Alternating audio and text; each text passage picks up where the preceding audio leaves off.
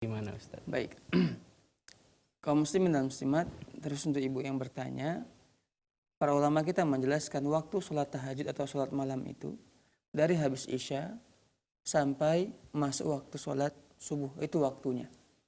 Nah, kalau seandainya kita sedang sholat, sudah berniat untuk sholat witir 3 rakaat, tapi ketika rakaat kedua ternyata sudah masuk waktu sholat subuh azan, ya sudah, kita sempurnakan yang rakaat kedua tersebut, kemudian tidak melanjutkan lagi sholat witir.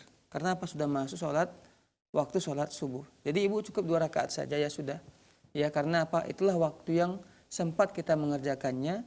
Jangan dibatalkan. Umpamanya pas rakaat kedua kita berdiri sedang membaca Al-Fatihah, tiba-tiba sudah azan subuh, kan begitu. Ya sudah, sempurnakan sholat kita 2 rakaat tadi. Ya selesai, salam, ya sudah, kita menunggu azan selesai, baru kita masuk sholat sunnah qabliyah subuh. Ini lebih penting. Karena Nabi mengatakan raka'atul fajri khairun minad dunya wa fiha.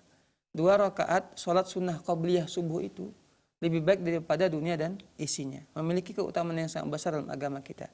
Jadi ibu, ya tetap insya Allah ibu mendapat pahala karena niat ibu, meskipun cuma 2 rakaat, tidak sempat menjadi 3 rakaat sholat witirnya, tapi cuma 2, ya sudah, selesai 2 rakaat. Lanjut kepada sholat sunnah qabliyah, kemudian sholat wajib 2 rakaat sholat subuh.